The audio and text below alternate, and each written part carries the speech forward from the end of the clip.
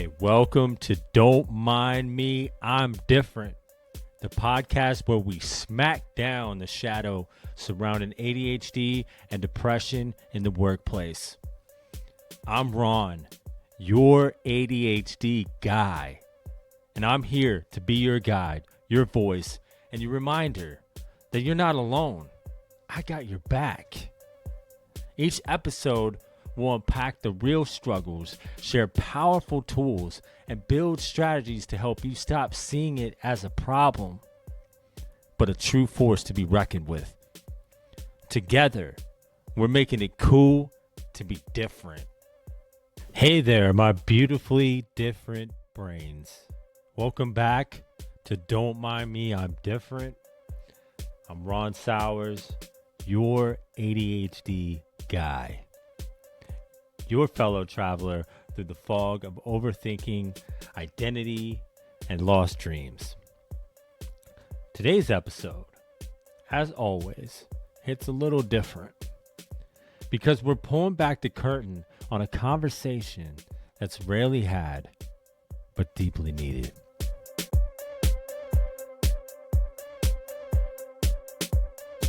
ADHD in the Asian American community.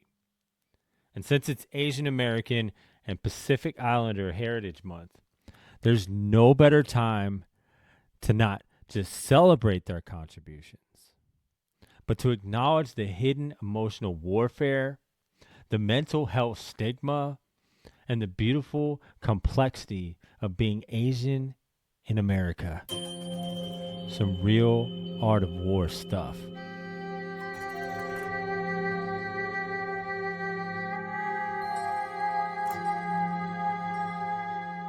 Honoring a legacy. So let's start with the celebration. As always, Asian Americans have been part of the American story for centuries. From the Chinese laborers who built the Transcontinental Railroad in the 1800s, to Japanese American families who faced internment during World War II, to today's trailblazers in medicine, arts, technology, education, activism, and food. This community has shaped the cultural backbone of America. I mean, where would we be without sushi, right? We owe a significant amount of gratitude to pioneers like Yuri Kochiyama, a Japanese American civil rights activist who stood beside Malcolm X, Larry Italong, a Filipino labor organizer who co-led the Delano grape strike, Grace Lee Boggs, a Chinese American philosopher who has spent much of her life advocating for civil rights and labor rights, to the point where she has challenged how people think about their own activism, and so many others. But with that legacy often comes pressure. Pressure to be perfect, pressure to succeed, pressure to honor the family. And here's where the ADHD complicates the story.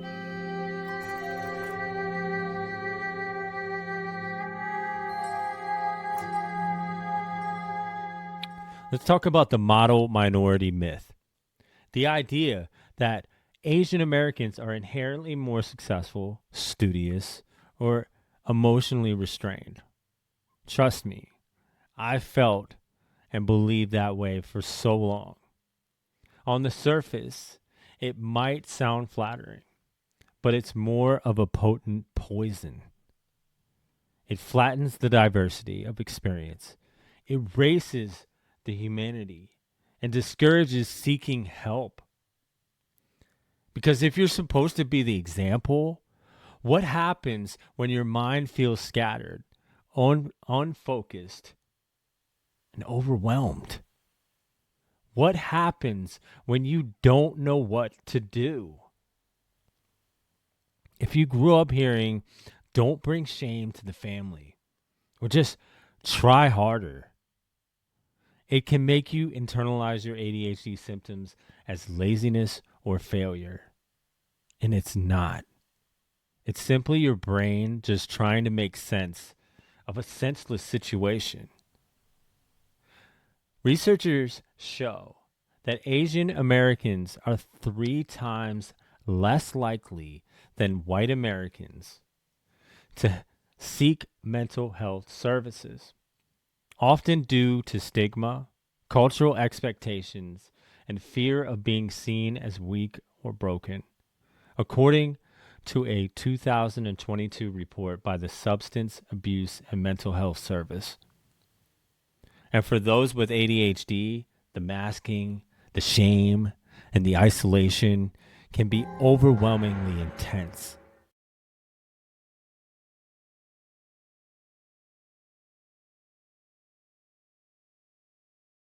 Being Asian History Month, Oh yeah, do yeah. you feel like that has been like an additional cultural barrier? Oh, for sure. I mean, like people make. I mean, I love making jokes about being like, oh, I'm Asian, so like I'm good at math, or like Yeah. I like busting my friend's balls, being like, oh, are you saying that to me because I'm Asian? Yeah. Just like to scare them.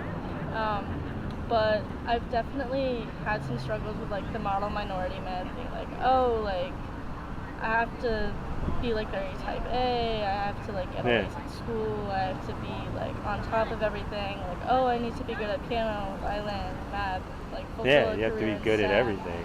Um, but at least with having ADHD and like confronting like that Asian model minority myth, I feel like having ADHD has like really pushed me to like make peace with that, with just being a little bit different productivity wise in Yeah. the way that I work and like what's important to me, and like working with what's engaging rather than something that's like prescribed to me.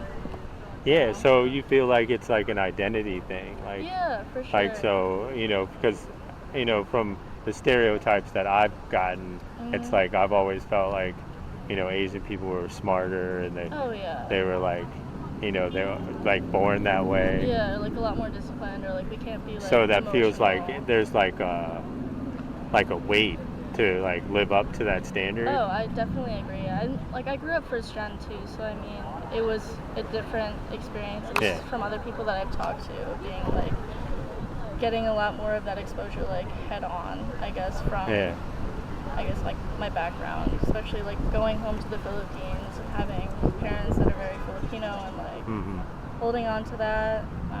So I mean, it definitely pushed me to come to terms with like I guess like my quote unquote diagnosis, or like the way that I think. Yeah. Um, I mean, it was definitely tough for a bit, I will Can say, imagine.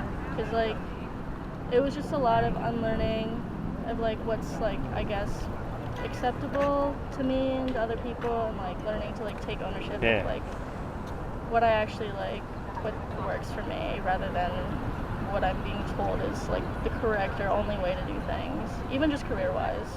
Yeah, it's like being okay Yeah. with who you are and Mhm. where you're at, and not trying to fit like a certain type of mold. Yeah. Do you feel like that, like within like your parents' culture, like that has like that they've been supportive?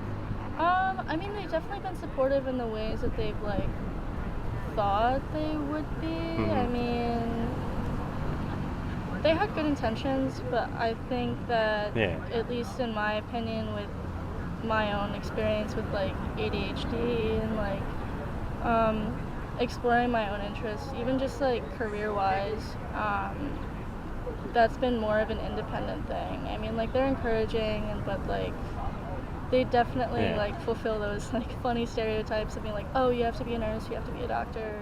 Yeah, it's Um, crazy.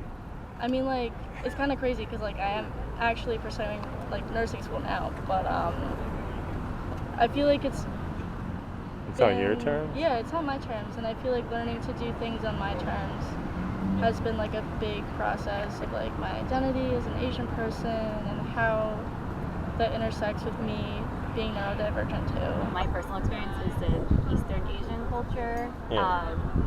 In terms of like depression, anxiety, I think there is a lot of stigma to like just even talking about it, or like having someone be diagnosed with any of it.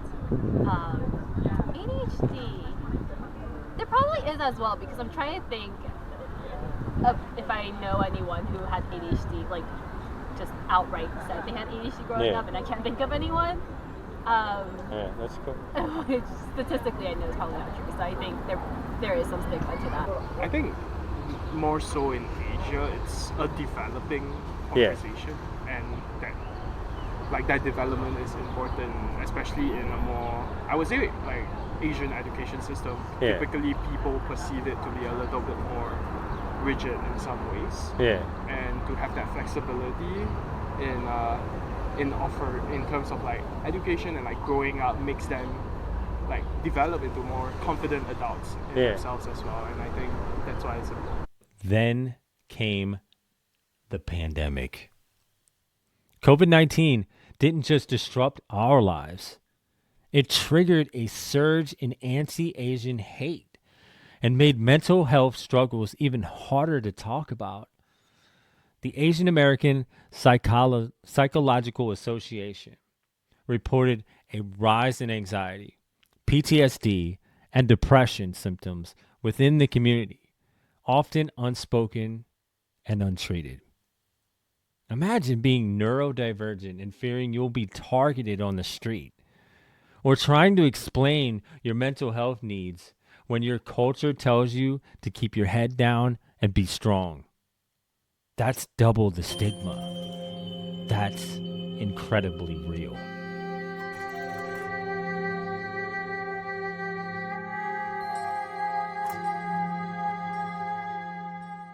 ADHD in the Asian community often shows up as high functioning burnout masked as excellence, internalized guilt for not meeting expectations, emotional suppression mistaken as discipline, task paralysis misunderstood as laziness, and the list goes on. Let's be honest. Even in professional spaces, cultural silence around mental health can leave people feeling deeply isolated. Imagine being stranded on an island and you could call for help, but that would only somehow make things worse. But here's the truth. You're not broken. You're not weak. And your struggle is not invisible. Not anymore. So how do we begin to heal? First off, we name it. ADHD exists in every culture. I don't care where. If you're not, it no longer surprises me where I continue to find it. It's simply a neurological difference. We seek culturally competent care. Shout out to all the therapists and coaches who get it. We talk to each other because silence is a killer, but storytelling sets us free. Let's start normalizing statements like mental health is just as important as physical health, maybe more so.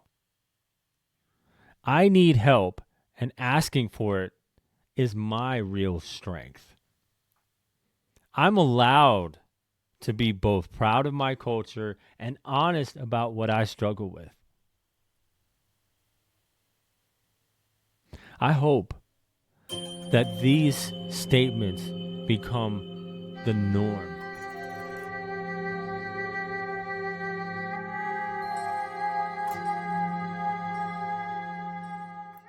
To my Asian brothers, sisters, and siblings listening, you are seen, you are valued, and your brain, even with ADHD, was never a burden.